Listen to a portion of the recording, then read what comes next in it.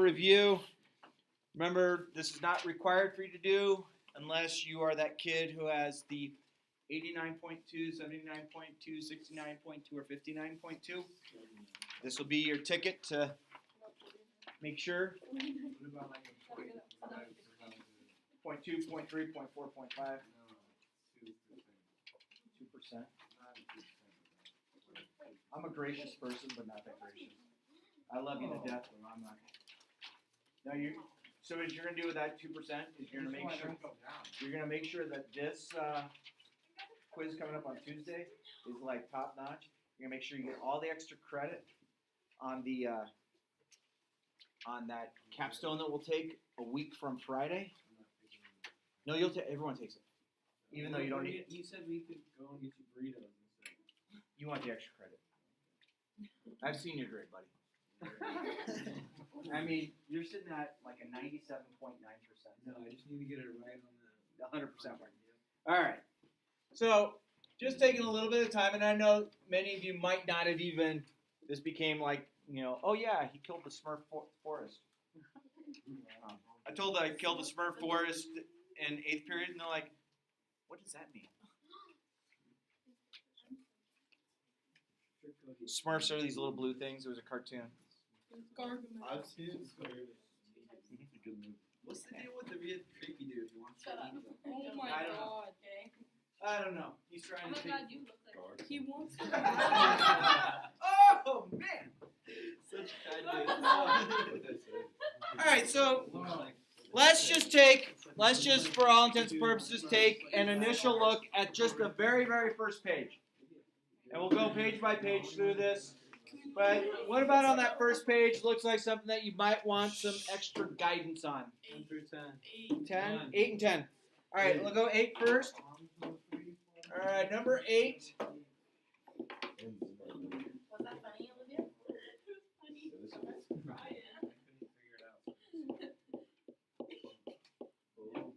Okay.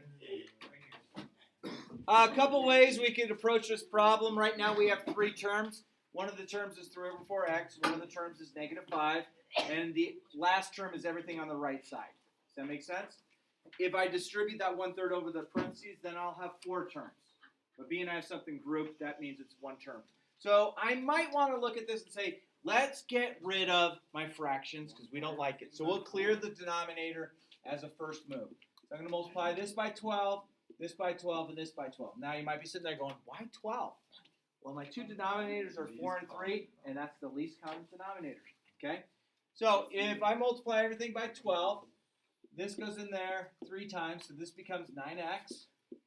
And then that's minus 60, and that becomes a 4, and we'll distribute the 4 over the parentheses. Is that okay so far? Yeah. That's how I'd approach it. You could have taken care of the fractions all the way through, but I'm kind of like most people. The fractions aren't the best thing in the world.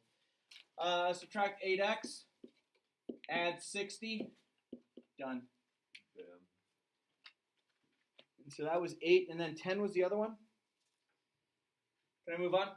And this is all recorded, so you know that from today, for about the first 10 minutes of each recorded lecture, you can go and just watch the first 10 minutes and see the review as we go through it, okay? All right, so we have this one. This is one that we want to put as slope-intercept form, so meaning we want to get y by itself. Before I do anything, I think I would clear the denominator as well. And lo and behold, our common denominator on this would also be 12. And not to mix that up, saying, oh, every time I see a fraction, I multiply by 12. No, it's just coincidental that this has the same common denominator, so I'll multiply all 3 of my terms by 12. Goes in there twice, so that becomes a 10x. That becomes a 3, so that becomes a 9y. And that becomes a negative 3. Is that okay so far? Yeah. Now I want to get y all by itself. Subtract 10x. And divide everything by 9. I'll just make that 1/3 because 3 over 9 is 1/3. Nice little algebra 1. Okay, we have about 5 minutes left on the review. What else would you like to see off just the front page? Number 9. 33. 36. All right, let's do 9. Then we'll go to 6. Just all the batch. Yeah. On this one, I would probably say let's get rid of the fraction because we want to solve for y. So technically, we could leave it just like this because technically we have solved for y. But we want it y equals mx plus b, which means I need to distribute that 2/3 over the parentheses. So 2/3 times x and 2/3 times that. So I have 2/3 x. Negative negative is positive. 2 times 12 is 24, right? Plus 8, or over 3 is going to be plus 8. And then I have that plus 9.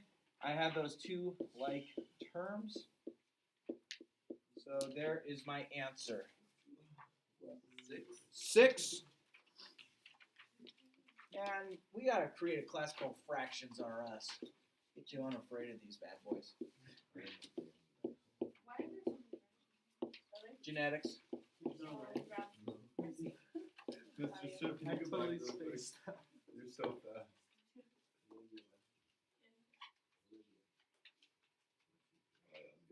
Okay, and then number 6 just says we're going to solve for a fraction.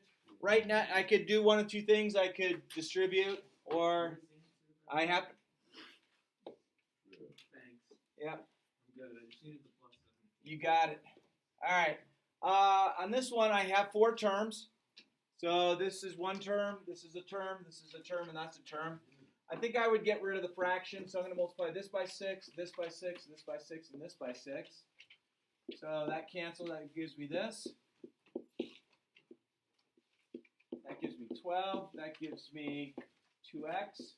And that gives me 24. Good so far? Distribute.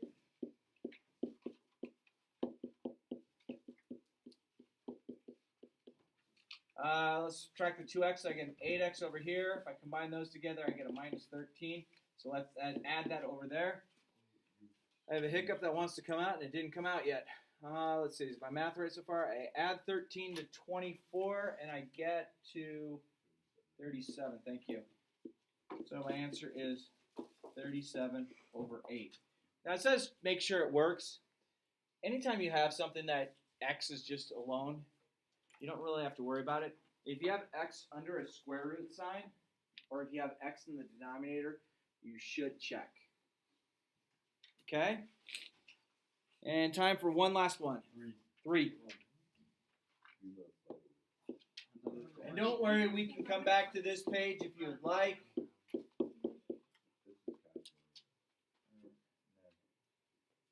X. Am I looking at that right? Equals 7. Oh, wait. Never mind. I see what this is saying. So they tell us that x is equal to 7 and y is equal to -2, right? So I'm going to plug in my values I know.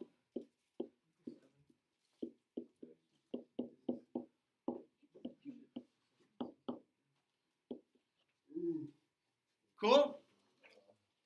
All right. Hold on to this. Keep it for another day. Got it? You're confused already? Okay. Homework last night would have been K. So let's 6K, is that right? JK. Cool. There's a front and a back. Okay, what questions do we have on? Number 3. All right, number 3, we have this function.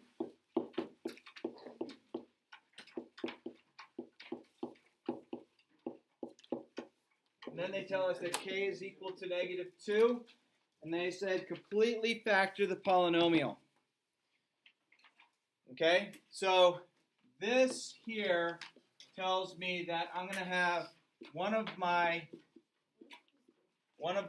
broken parts of my polynomial be that. As long as when I use synthetic division, my remainder is 0, right?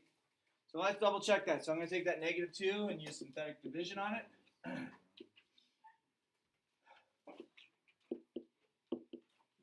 Comes down, 2, negative 4, negative 1, is that 2, negative 1, 2, 0. So did we verify that is a 0? Yes. Okay. So now I want to make this right here back into a quadratic. And hopefully we can factor. If it doesn't factor, we have to resort going to the quadratic formula, right? So I have 2x, and I have an x, and I have a 1 and a 1, I know that. Now I just have to figure out where the negative goes. The negative has to go there, the positive has to go there. And the reason I know that is when I multiply the outside, I get negative 2x. When I multiply the inside, I get positive 1x. When I add negative 2x and positive 1x, I get that. So my answer is this entire thing is my factored down polynomial. So this one would have zeros across the x-axis at negative 2, negative 1/2, and positive 1. So those are all three real solutions. The fundamental theorem of algebra says if it's raised to the third power, you need 3 solutions. This happens to be 3 real, rational solutions. And what's the difference between irrational and rational? One is what? One. So if you have a decimal that ends or it has a pattern, that decimal can be made as a fraction. So that makes it rational. If you have something like pi Or 2 squared. or root 2 Yeah. or root 3 or root 5 or root 6 or root 7 or root 8 or root 10, those are all become irrational numbers when you take the square root. It's a decimal. It goes forever. Doesn't repeat. Okay? All right. What else would you like to take a look at? Yeah. 5?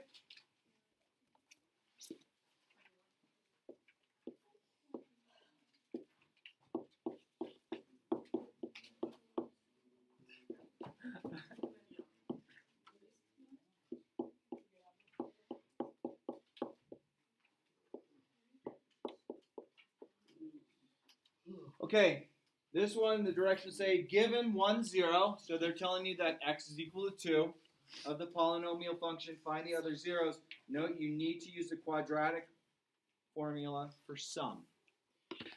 Okay, so what binomial does this give me? 2 X minus 2, right? So we know this is going to exist. And then we'll have to take this one step further. This means I have x equals 2. That's a 0. Okay? I'm going to use synthetic division on this. I'm going to divide by the 2.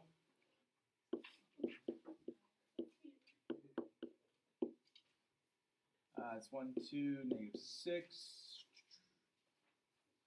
negative 12, negative 7, negative 14, and 0. Does that verify that x equals 2 is the solution? Why? What's 0? Remainder? Yeah. Okay, does that make sense?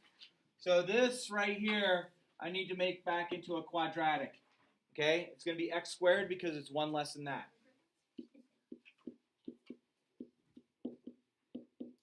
All right, so I'm going to factor this. X minus 7, x plus 1, agree? Yeah. So I have another 0 at x equals 7. And another 0 at x equals negative 1.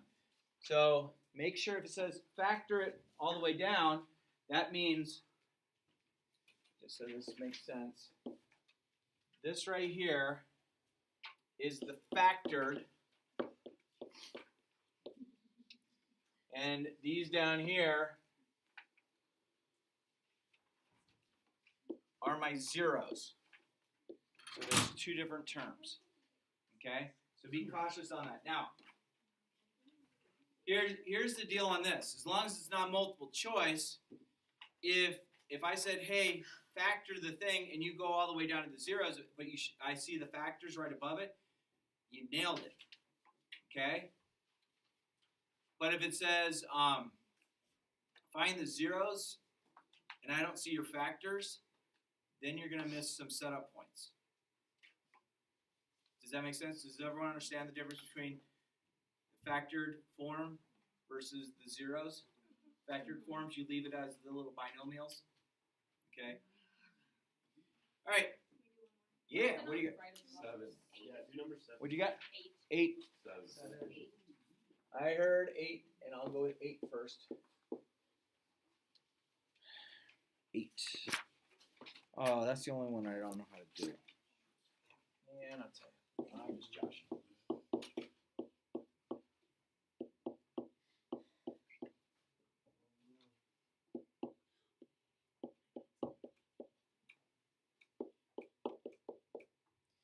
Okay, so that's a 0. It says, given 1 0, the polynomial, find the other zeros. Okay, so the same instructions. We'll need to factor it, and then from each factored form, we can do it. This, just so we know, goes with this binomial. We're not looking for the binomial, we're looking for the 0. Okay?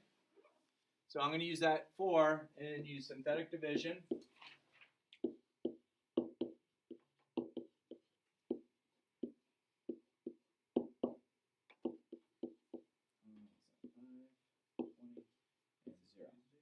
So it is indeed, so this is 2x squared plus 11x plus 5. I think that's going to factor. I have 2x and x.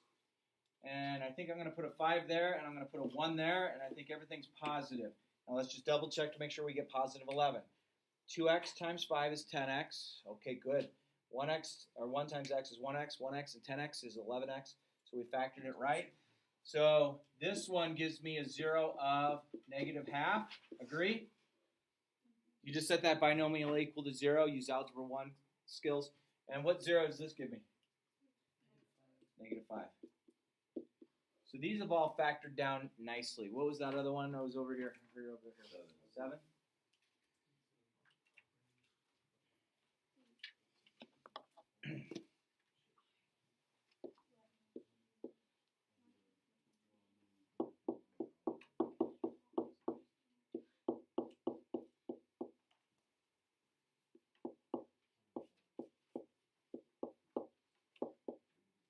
Someone has a calculator. Will you have it out for me, please? And it could be your phone. Huh? Okay. I just need multiplication because I'm going to get big numbers real quick. All right, so that's one of my zeros. Okay. So I'm going to have -14. I'm going to divide into it.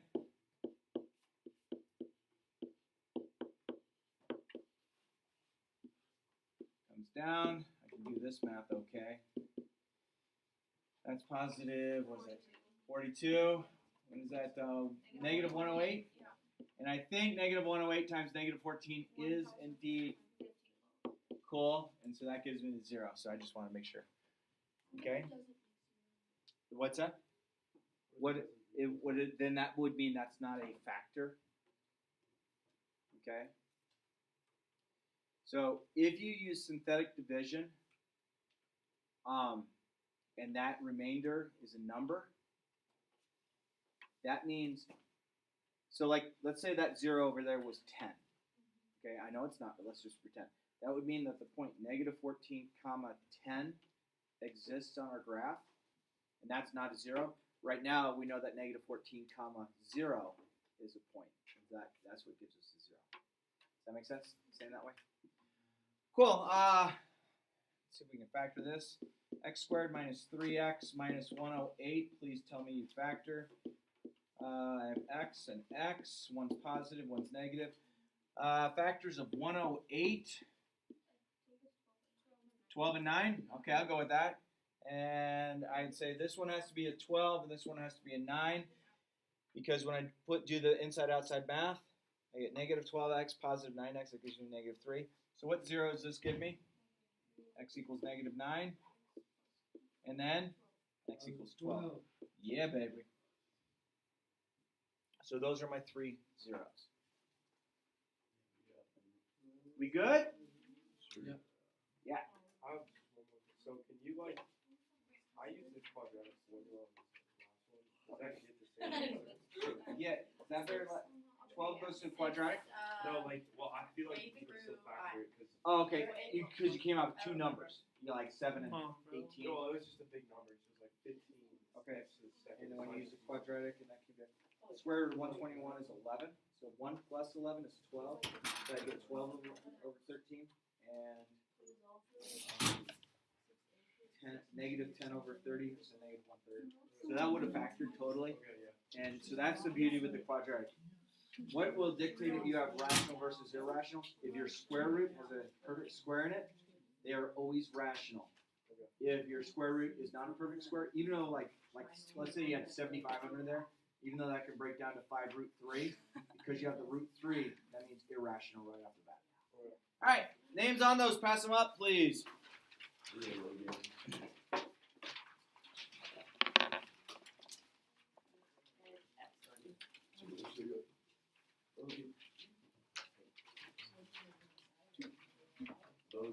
Oh, yeah. Apparently it's a red out. I didn't know that. I don't need the last No, they said it was a red out. Hello. I know, I thought so. But on the announcements, they said a red out, and then they also told the comms team to wear red. Oh, there's because blood on my I think desk. Valor is blue and white. And, but like, you can do USA, it's fine. Just, I want you to have this. That is What low is key the Greek blood on my image? I want desk. you to have my cowboy Yeah, hat it's just from a like freak out. last Monday. but also I'm, yeah. Well, we went all white. We did. He doesn't want my cowboy hat. So I hope I I have have the coolest one white. I have the coolest fit for all white. My sister's from swimming. It'll probably be blue, dude. No, because we're away. We're not in the Broncos. We're not in the Broncos locker. I think it'll be like this. But I'm probably chilly enough to wear.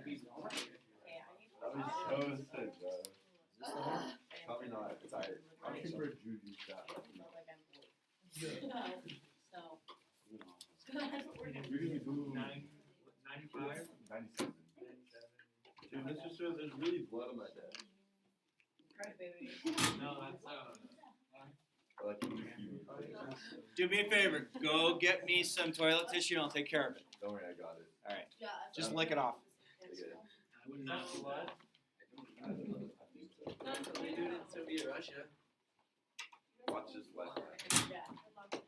So I can't All right. have any tissues. So this is really getting into some fun nuts and bolts of the stuff, okay? And this is how. So your fortunate thing is you have the graphing calculator, which is a beautiful tool for you. Agreed? Yeah. And I don't want to, I'm 47, so I'm not all that old. But when I was in high school and in college, we had to do these problems without the graphing calculator because they didn't exist. Okay? When I was a sophomore in college at Arizona State, I was in the engineering school, and some guy comes up to me and goes, dude, gotta go watch this session. I was like, why is that? And he goes, because they're giving out calculators. I'm like, yeah, here's my solar calculator. Or here's my solar TI 38, which had sine, cosine, tangent on it, which was magic. But it didn't graph. So I was like, all right, whatever. So I went in to this thing, and it was a presentation by Texas Instruments, and they were doing it for all the engineers. So Texas Instruments was trying to get into with engineers because Hewlett-Packard had already gotten that market. But Hewlett-Packard calculators use a operating system which is called reverse polar notation. And it's this weird thought process that like 7 people in the world know how to use, and then all the rest of the world are going, I don't know how to use it. So I went into this presentation by Texas Instruments, and the guy's up there, he's presenting, and he starts graphing. I was like, oh my gosh, this is amazing. And I'm just watching this presentation going, this is everything I ever wanted because it's going to do so much for me rather than through my thought process. Well, as we're leaving the presentation, they gave everybody a TI-85 graphing calculator, which I know you don't have the 85s. We have the 83 pluses and the 83 silvers, which is a simpler operating system, but in the 84s. So then TI came out with a cheaper version called the TI-81, which was it was okay. And then the 82 came out. So the 85, 81, 82. And then they came out with the 93, which looked like basically a PlayStation you had to walk around with. It had like a QWERTY keypad on it, and it did weird things. And wasn't as friendly. But the ones that you all have now are pretty user friendly. Yeah. You like looking up like different versions of calculators and calculator history and stuff? Is that how you know all this? No, because these all came out when I was basically almost halfway through college and then all through teaching. So yeah, that's kind of how I kind of became a nerd. I'll go with that. I'll go with the nerd. So this nerd though, this nerd loved. He had the best calculator, man.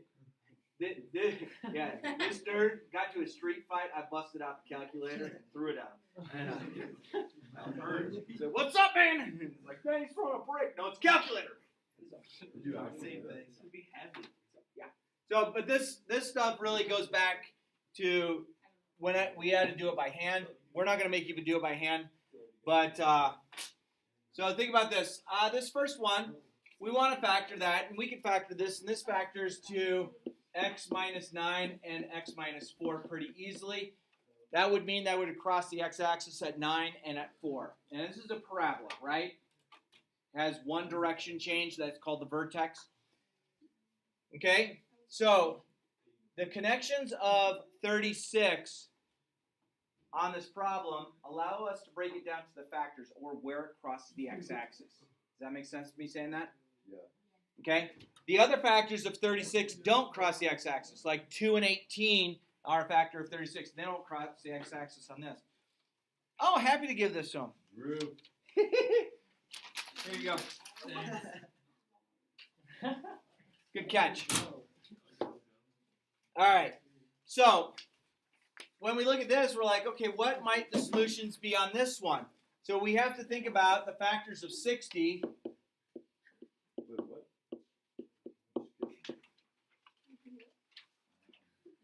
12 and 6 and 10. Okay, those are all the factors of 60. Only one combination of those, when we add them together, needs to give us positive 28. So when you look at it, you're like, well, 2 and 30 are going to work, where my 30 has to be positive, and my 2 has to be negative. And then this is going to go ahead and give me, it's going to cross the x-axis at negative 30 and positive 2. So again, the factors of 60 that add up to our middle term are what we're looking at. But when we start dealing with things up to the third power, to the fourth power, to the fifth power, to the sixth power, that last number actually has something to do with it. But then when we look at this, now this takes us back a little tiny bit. Do you remember the factor by grouping technique? And we're trying to steer away from it, where we multiply those together and we take the factors of 120 and we figure out which factors of 120 will give us negative 29. Remember that? Yeah. So the constant and the lead coefficient being multiplied together are what are kind of leading us to find what our factors would be. Okay, does that make sense? And I'm not going to list the factors of 120. I'm pretty sure you did that in some class at some point. Okay, and then we have something called the Rational Zero Theorem. Okay, and it's all of the factors of P over all the factors of Q. And you're like, who is P and Q? Okay? So let's take this on and see what this presents to us. Okay? So we're going to start calling our constant P. Why do we stop calling it our C value? Because some math geek somewhere said, dude, let's mess up society more. We're going to have P and Q now. People are like, yeah. And then like 17 people in the class are going, okay, what's my lead coefficient on this one? There's a 1 right there. 1. So that's my Q value. So here's my P, and here's my Q. Here's my P, here's my Q. Okay? And what we basically do is we're going to list all the factors of P over all the factors of Q. Well, all the factors of P, yeah, positive negative 1, positive negative 2, positive negative 3, positive negative 6, positive negative 9, and positive negative 18. Oh, good, they all squeezed up there, kind of. Okay? All the factors of 1 are positive and negative 1. And you're like, great, I have this fraction with all these plus and minuses throughout. I already hate fractions. Now you gave me something that has plus and minus all the way. Yeah, I'm sorry.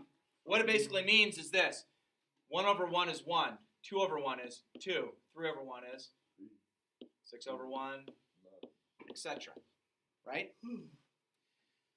One of those factors will work it should work where it crosses the x-axis. Okay, what does this graph look like? It looks something like this. Okay, where n behaviors both go to infinity. Okay, this has 4 as a degree, which means it has 4 solutions. But we learned yesterday some of our solutions can be complex, meaning you have I.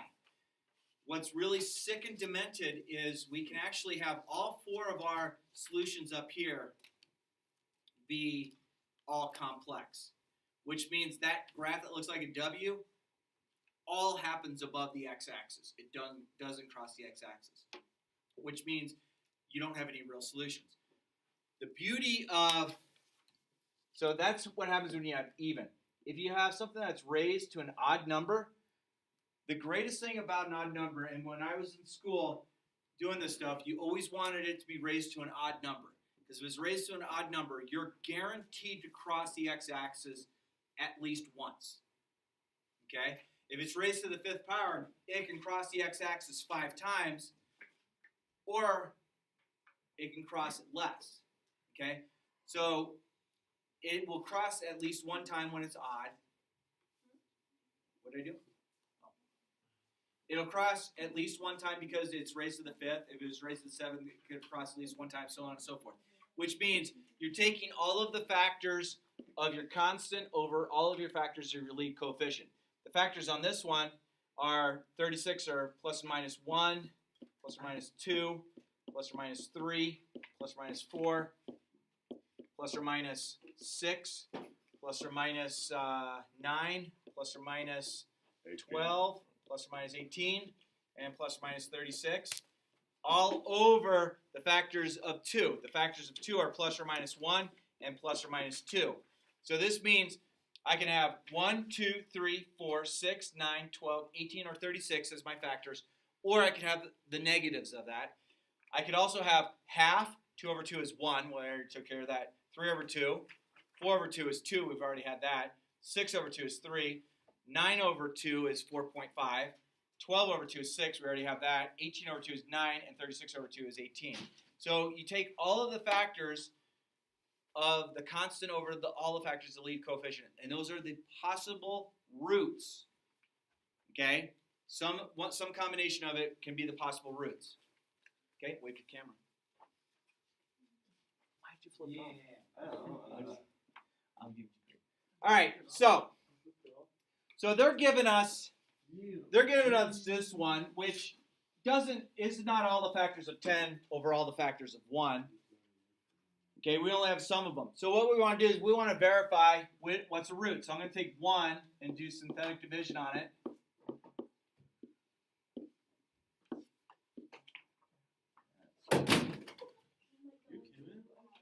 Are you serious? What can you tell me about 1? What can you tell me about 1? Is it a factor or not? No. Why not? Yeah, all this means is 1 comma negative 8 is a point on our graph. So you didn't do synthetic for nothing. I mean, you found a point, which is great, but it doesn't work. So then you're like, okay, well, let's try negative 1 and see if it works.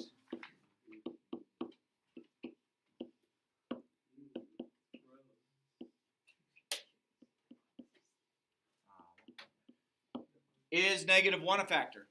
No. Why not? Because I don't have a remainder of 0. But I do know that this point exists on my graph. Okay, so you have found points, which is great.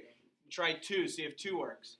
Yes, it works. Positive 10. It does?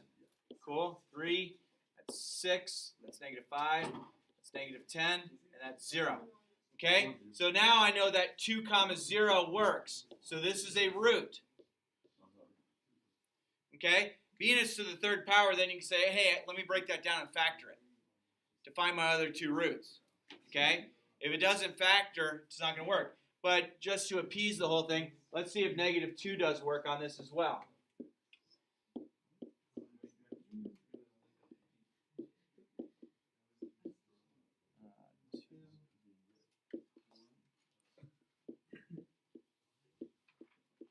So that doesn't work. Okay, it does get me the point -2 comma 28, which is fantastic.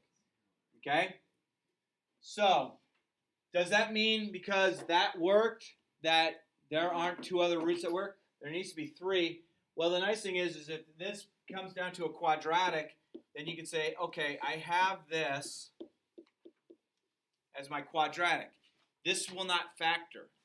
So if it doesn't factor, you have to go to your quadratic formula. If you go to your quadratic formula, you can find your other solutions. Your quadratic formula will tell you your solutions are either rational, irrational. If your square root is a perfect square, it's rational. If your perfect square, or if you're under your radical, under your squared sign, is not a perfect square, it's irrational. If you have an I, then you know you go into two complex solutions. Okay? Oh, man. You got one more.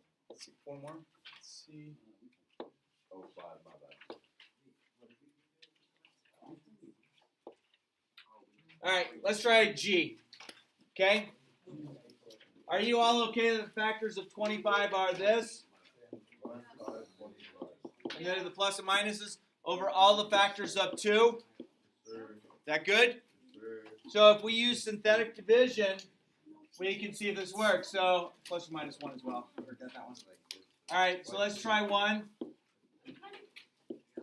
What do you got? Is there a one? Is there one? Well, the factors of 2 are 1 and 2. The factors Oh, of, okay?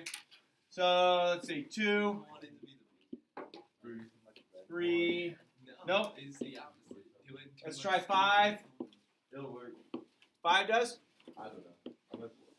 I'm with it. I think it might. For like 5 hours. And then I had to study Yeah, the baby. geo test. Oh, it didn't work. Oh, wait, that's positive 5. It does work. So this is a solution here. Factor this. If it factors, great. If it doesn't, use the quadratic formula. Let's do this. Evens for tonight. Evens, we have, where are we on? K? Or L. Evens on worksheet 6L. Sound like a deal? Go take care of yourselves. Take care of one another. Thank you, sir. You got it. Here's one of my makeup. Oh, sweet. Thank you. Love it.